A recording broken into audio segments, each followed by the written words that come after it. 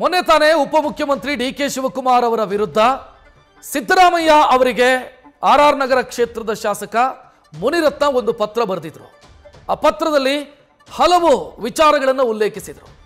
ಈಗ ಅದರ ಮುಂದುವರಿದ ಭಾಗವಾಗಿ ಡಿಸಿಎಂ ಡಿ.ಕೆ.ಶಿ ವಿರುದ್ಧ 2,000 ಕೋಟಿಯ ಭ್ರಷ್ಟಾಚಾರದ ಆರೋಪವನ್ನ ಆರ್.ಆರ್. ನಗರ ಶಾಸಕ ಮುನಿರತ್ನ ಅವರು ಮಾಡ್ತಾ ಇದ್ದಾರೆ. ಆರ್.ಆರ್. ನಗರ ಶಾಸಕ ಮುನಿರತ್ನ ಲೋಕಾಯುಕ್ತಕ್ಕೆ ದೂರು ಕೊಟ್ಟಿದ್ದಾರೆ. ಈ ಆರೋಪಕ್ಕೆ ಸಂಬಂಧಿಸಿದಂತೆ ಸಿಬಿಐ, ಲೋಕಾಯುಕ್ತ, ಇಡಿ ಈ 3 ತನಿಖಾ ಏಜೆನ್ಸಿಗಳಿಗೂ ಕೂಡ ಶಾಸಕ ಮುನಿರತ್ನ ದೂರು ಕೊಟ್ಟಿದ್ದಾರೆ. ಡಿ.ಕೆ. ಶಿವಕುಮಾರ್ ಸಚಿವರಾಗಿರುವಂತಹ ಬೆಂಗಳೂರು ನಗರಾಭಿವೃದ್ಧಿ ಇಲಾಖೆಯಲ್ಲಿ 2,000 ಕೋಟಿ ಲೂಟಿಯಾಗಿದೆ ಅನ್ನೋ ಆರೋಪವನ್ನು ಮಾಡಿದ್ದಾರೆ. ಬಿಜೆಪಿ ಶಾಸಕ ಮುನಿರತ್ನ ಕೊಟ್ಟಿರುವ ದೂರಿನಲ್ಲಿ ಸಾಕಷ್ಟು ವಿಚಾರಗಳು ಅಡಕವಾಗಿದ್ದಾವೆ. ಮೊನ್ನೆ ಸಿದ್ದರಾಮಯ್ಯ ಅವರಿಗೆ ಬರೆದಂತ ಪತ್ರದಲ್ಲಿ ಡಿ.ಕೆ. ಶಿವಕುಮಾರ್ ಅವರ ಹೆಸರನ್ನು ಬರೆದಿರಲಿಲ್ಲ. ಬದಲಾಗಿ ಸಚಿವರನ್ನು ಬದಲಾಯಿಸಿ, ಬೆಂಗಳೂರು ನಗರಾಭಿವೃದ್ಧಿ ಸಚಿವರನ್ನು ಬದಲಾಯಿಸಿ, ಈಗಿರುವಂತ ಸಚಿವರು ಭ್ರಷ್ಟಾಚಾರದಲ್ಲಿ ಮುಳುಗಿದ್ದಾರೆ ಅಂತ ಸಿಎಂಗೆ ಪತ್ರ ಬರೆದಿದ್ರು. ಈಗ ಲೋಕಾಯುಕ್ತ, ಜಾರಿ ನಿರ್ದೇಶನಾಲಯ ಮತ್ತು ಸಿಬಿಐಗೆ ಅವರೊಂದು ದೂರನ್ನು ಸಲ್ಲಿಸಿದ್ದಾರೆ. ಆ ದೂರಿನ ಪ್ರತಿಯನ್ನು ನೀವು ಗಮನಿಸ್ತಾ ಇದ್ದೀರಿ.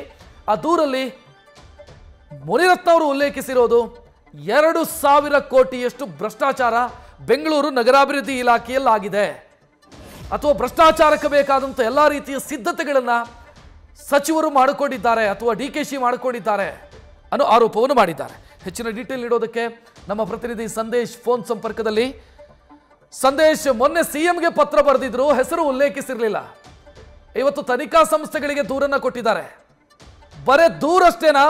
ಇದಕ್ಕೆ ಪೂರಕವಾದಂಥ ದಾಖಲೆಗಳೇನಾದರೂ ನನ್ನ ಬಳಿ ಇದೆ ಅಂತ ಹೇಳ್ಕೊಳ್ತಾರ ಮುನಿರತ್ನ? ರಕ್ಷಿತ್, ಈಗಾಗಲೇ ಆರ್.ಆರ್. ನಗರದ ಶಾಸಕ ಮುನಿರತ್ನ ಅವರು ಲೋಕಾಯುಕ್ತ, ಸಿಬಿಐ ಹಾಗೆ ಇಡಿಯಲ್ಲಿ ಈಗ ಒಂದು ದೂರನ್ನ ದಾಖಲಿಸಿದ್ದಾರೆ. ಇಲ್ಲಿ ಪ್ರಮುಖವಾಗಿರುವಂತದ್ದು ದೂರಿನ ಜೊತೆಯಲ್ಲಿ ಅವ್ರಿಗಿರುವಂತಹ ಎಲ್ಲಾ ಮಾಹಿತಿಯನ್ನ ಕೂಡ ಈಗಾಗಲೇ ಅಧಿಕಾರಿಗಳಿಗೆ, ಅಂದ್ರೆ ಲೋಕಾಯುಕ್ತ ಅಧಿಕಾರಿ ಆಗಿರ್ಬೋದು ಅಥವಾ ಇಡಿ ಅಧಿಕಾರಿಗಳು ಜೊತೆಗೆ ಸಿಬಿಐ ಅಧಿಕಾರಿಗಳಿಗೆ ಅವರ ಬಳಿ ಇರುವಂತಹ ದಾಖಲಾತಿಗಳನ್ನ ಕೂಡ ಅವರಿಗೆ ಕೊಡುವಂತ ಕೆಲಸವನ್ನ ಕೂಡ ಈಗಾಗಲೇ ಮಾಡಲಾಗಿದೆ. ಪ್ರಮುಖವಾಗಿರುವಂತದ್ದು ಉಪಮುಖ್ಯಮಂತ್ರಿ ಡಿ.ಕೆ. ಶಿವಕುಮಾರ್ ಹಾಗೆ ತುಷಾರ್ ಗಿರಿನಾಥ್ ಅವರ ವಿರುದ್ಧ ಇವರು ಆರೋಪವನ್ನ ಮಾಡಿದ್ದಾರೆ. ಅದರಲ್ಲಿ ಪ್ರಮುಖವಾಗಿರುವಂತದ್ದು ಉಪಮುಖ್ಯಮಂತ್ರಿಗಳಾದಂತಹ ಡಿ.ಕೆ. ಶಿವಕುಮಾರ್ ವಿರುದ್ಧ 2,000 ಕೋಟಿ ಭ್ರಷ್ಟಾಚಾರದ ಆರೋಪವನ್ನ ಮಾಡಿದ್ದಾರೆ. ಅದರಲ್ಲೂ ಕೂಡ ಈ ಏನು ನಗರಾಭಿವೃದ್ಧಿ ಇಲಾಖೆಯಲ್ಲಿ ಅನುದಾನಗಳ ಏನಾಗಿದೆ ಅಂದ್ರೆ ಈಗ ಬೆಂಗಳೂರು ನಗರಾಭಿವೃದ್ಧಿ ಅಂಡರ್ ನಲ್ಲಿ ಬರುವಂತಹ ಕ್ಷೇತ್ರಗಳು, ವಿಧಾನಸಭಾ ಕ್ಷೇತ್ರಗಳಿಗೆ ಈಗಾಗಲೇ ಇಷ್ಟು ಅನುದಾನಗಳು ಅಂತ ಈಗಾಗಲೇ ಕೊಡಲಾಗಿದೆ. ಆ ಅನುದಾನಗಳಲ್ಲಿ ಪ್ರಮುಖವಾಗಿರುವಂತದ್ದು ತಾರತಮ್ಯ ಮಾಡಿರುವುದರ ಕುರಿತಂತೆ, ಜೊತೆಗೆ ಇಲ್ಲಿ 5 ವಾರ್ಡ್ ಇರುವಂತಹ ಒಂದು ಕ್ಷೇತ್ರಕ್ಕೆ, ಅದರಲ್ಲೂ ಪ್ರಮುಖವಾಗಿ ಯಶವಂತಪುರ ಕ್ಷೇತ್ರದಲ್ಲಿ ಬರೀ 5 ವಾರ್ಡ್ಗಳಿದ್ರು ಕೂಡ ಇಲ್ಲಿ 232 ಕೋಟಿಯನ್ನ ಹಂಚಿಕೆ ಮಾಡಿದ್ದಾರೆ. ಜೊತೆಗೆ ಬೇರೆ ವಾರ್ಡ್ಗಳಲ್ಲಿ ಹೆಚ್ಚು ವಾರ್ಡ್ಗಳಿರುವಂತಹ ವಿಧಾನಸಭಾ ಕ್ಷೇತ್ರಗಳಿಗೂ ಕೂಡ ಅದೇ ಪ್ರಮಾಣದ ಹಣವನ್ನ ಹಂಚಿಕೆ ಮಾಡುವಂತ ಕೆಲಸವನ್ನ ಮಾಡಿದ್ದಾರೆ ಅನ್ನೋ ಒಂದು ಆರೋಪ. ಆದ್ರೆ ಪ್ರಮುಖವಾಗಿರುವಂತಹ ಆರೋಪ ಅಂದ್ರೆ ಈ ಗುತ್ತಿಗೆಗಳು, ಅಂದ್ರೆ ಈ ಅನುದಾನಗಳ ಗುತ್ತಿಗೆಗಳನ್ನ ನೀಡೋದಕ್ಕೆ ಇವರ ಜೊತೆಯಲ್ಲಿರುವಂತವರು ಅಥವಾ ಇವರಿಗೆ ಯಾರು ತುಂಬಾ ಕ್ಲೋಸ್ ಆಗಿರ್ತಾರೆ, ಅದರಲ್ಲೂ ಕೂಡ ಪ್ರಮುಖವಾಗಿ ಡಿ.ಕೆ. ಶಿವಕುಮಾರ್ ಅವರೇ ಮುಂದೆ ನಿಂತು ಈ ಎಲ್ಲವನ್ನು ಕೂಡ ಮಾಡ್ತಾ ಇದ್ದಾರೆ. ಅದರಲ್ಲಿ ಒಂದು ಲೈನ್ ಅನ್ನ ಕೂಡ ಹೇಳ್ತಾರೆ. ಪ್ರಮುಖವಾಗಿ ಯಶವಂತಪುರ ವಿಧಾನಸಭಾ ಕ್ಷೇತ್ರದ ಅನುದಾನಗಳ ಗುತ್ತಿಗೆಯನ್ನ ಕೊಡೋದಕ್ಕೆ ಸ್ಟಾರ್ ಚಂದ್ರು ಅವರ ಬಳಿ, ಅಂದ್ರೆ ಅವರು ಕೂಡ ಸ್ಟಾರ್ ಚಂದ್ರು ಅವರು ಕೂಡ ಮಂಡ್ಯ ಲೋಕಸಭಾ ಕ್ಷೇತ್ರದ ಕಾಂಗ್ರೆಸ್ನ ಅಭ್ಯರ್ಥಿ ಆಗಿದ್ರು ಈ ಹಿಂದೆ. ಅವರು ಕೂಡ ಗುತ್ತಿಗೆದಾರರಾಗಿರೋದ್ರಿಂದ ಸ್ಟಾರ್ ಬಿಲ್ಡರ್ಸ್ ಹೆಸರಿಗೆ ಒಂದು ಗುತ್ತಿಗೆಯನ್ನ ಕೊಡೋದಕ್ಕೆ ಈಗಾಗಲೇ ಸಿದ್ಧತೆಯನ್ನ ಮಾಡ್ಕೊಂಡಿದ್ದಾರೆ ಅನ್ನೋ ಒಂದು ಆರೋಪವನ್ನ ಕೂಡ ಮಾಡ್ತಾರೆ. ಜೊತೆಗೆ ಈ ಹಿಂದೆ ಅಂದ್ರೆ ಆ ಒಂದು ಟೆಂಡರ್ ಗಳಿಗೆ 1 ವರ್ಷದ ಹಿಂದೆ ಏನು ಆ ಟೆಂಡರ್ಗೆ ಈಗಾಗಲೇ ನಾವು ಆ ಟೆಂಡರ್ ಅನ್ನ ತೆಗೆದುಕೊಳ್ಬೇಕು ಅಂತ ಗುತ್ತಿಗೆದಾರರೆಲ್ಲರೂ ಕೂಡ ರೆಡಿ ಆಗಿರ್ತಾರೆ.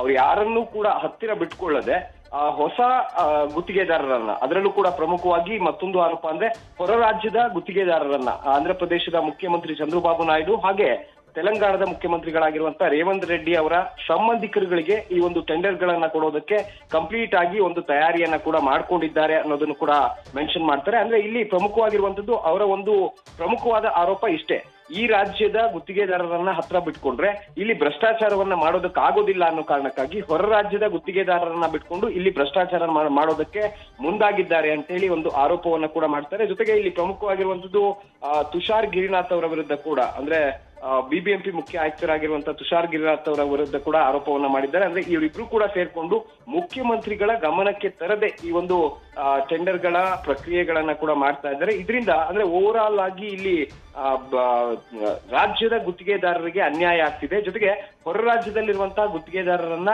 ಇಲ್ಲಿಗೆ ತಂದು ಅಥವಾ ಈ ಒಂದು ಟೆಂಡರ್ಗಳಿಗೆ ತಂದು ಎಲ್ಲ ಒಂದ್ ಕಡೆ ಭ್ರಷ್ಟಾಚಾರವನ್ನ ಮಾಡೋದಕ್ಕೆ ಡಿ ಕೆ ಶಿವಕುಮಾರ್ ಆಗಿರ್ಬೋದು, ಜೊತೆಗೆ ತುಷಾರ್ ಗಿರಿನಾಥ್ ಅವರು ಕೂಡ ಮುಂದಾಗಿದ್ದಾರೆ. ಹಾಗಾಗಿ ಇವರ ವಿರುದ್ಧ ಕ್ರಮ ತೆಗೆದುಕೊಳ್ಳಿ ಅಂತ ಹೇಳಿ ಕಂಪ್ಲೀಟ್ ಆಗಿ ಒಂದು 2 ಪೇಜ್ನ ಕಂಪ್ಲೀಟ್ ಆದ ಒಂದು ಮಾಹಿತಿಯನ್ನ ಕೂಡ ಈಗಾಗಲೇ ಸಿಬಿಐ ಹಾಗೆ ಇಡಿ ಮತ್ತೆ ಲೋಕಾಯುಕ್ತ ಅಧಿಕಾರಿಗಳಿಗೆ ಕೊಟ್ಟಿದ್ದಾರೆ. ಎಲ್ಲೆಲ್ಲಿ ಏನೇನ್ ಸಮಸ್ಯೆಗಳಾಗ್ತಾ ಇದೆ, ಜೊತೆಗೆ ಈ ಒಂದು ಭ್ರಷ್ಟಾಚಾರವನ್ನು ಮಾಡೋದಕ್ಕೆ ಏನೆಲ್ಲ ಪ್ಲಾನ್ ಗಳನ್ನು ಮಾಡ್ಕೊಂಡಿದ್ದಾರೆ ಅನ್ನೋದಕ್ಕೆ ಸಂಬಂಧಪಟ್ಟಂತೆ ಕಂಪ್ಲೀಟ್ ಆದ ಒಂದು ಮಾಹಿತಿಯನ್ನ ನೀಡಿ ಈಗಾಗಲೇ ತನಿಖಾ ಸಂಸ್ಥೆಗಳಿಗೆ ಕೊಟ್ಟಿರೋದ್ರಿಂದ ಮುಂದಿನ ಹಂತದಲ್ಲಿ ಇದಕ್ಕೆ ಪೂರಕವಾದಂತಹ ದಾಖಲೆಗಳನ್ನು ಕೂಡ ಒದಗಿಸಿದ್ದಾರೆ.